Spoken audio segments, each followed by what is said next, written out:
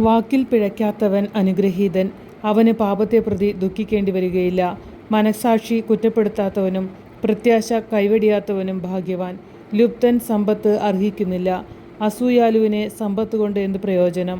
സ്വന്തം കാര്യത്തിൽ പിശുക്ക് കാണിക്കുന്നവൻ്റെ സമ്പത്ത് അന്യർക്ക് പോകും. അവർ അതുകൊണ്ട് ആഡംബരപൂർവ്വം ജീവിക്കും. തന്നോട് തന്നെ പിശുക്ക് കാണിക്കുന്നവൻ ആരോടെങ്കിലും ഔദാര്യം കാണിക്കുമോ? അവൻ സ്വന്തം സമ്പത്ത് ആസ്വദിക്കുകയില്ല. സ്വന്തം കാര്യത്തിൽ അല്പത്വം കാണിക്കുന്നതിനേക്കാൾ അല്പനായി ആരുമില്ല.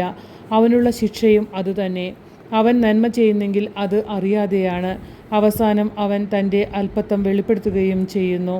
അസൂയാലുവിൻ്റെ കണ്ണ് കുടിലമാണ്. അവൻ മറ്റുള്ളവരെ അവഗണിച്ച് മുഖം തിരിച്ചു കളയുന്നു. അത്യാഗ്രഹിയുടെ കണ്ണ് തൻ്റെ ഓഹരി കൊണ്ട് തൃപ്തിപ്പെടുന്നില്ല.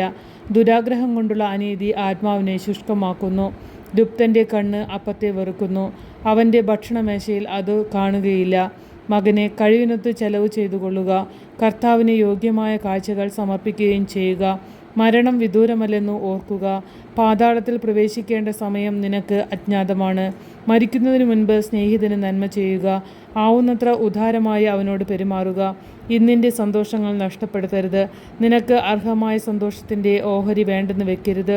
നിന്റെ പ്രയത്നത്തിൻ്റെ ഫലം മറ്റുള്ളവർക്ക് വിട്ടിട്ടു പോവുകയും നീ അധ്വാനിച്ച് സമ്പാദിച്ചവ അവർ പങ്കിട്ടിടുകയും ചെയ്യുകയില്ലേ? കൊണ്ടും കൊടുത്തും ജീവിതം ആസ്വദിക്കുക.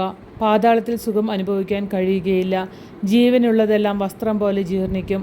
നീ മരിക്കണം എന്നാണ് ആദിയിലേക്കുള്ള നിയമം. തഴച്ചു വളരുന്ന വൃക്ഷത്തിൽ കൊഴിയുകയും വീണ്ടും തളിർക്കുകയും ചെയ്യുന്ന ഇലകൾ പോലെയാണ് മനുഷ്യൻ്റെ തലമുറകൾ. ഒരുവൻ മരിക്കുന്നു, മറ്റൊരുവൻ ജനിക്കുന്നു.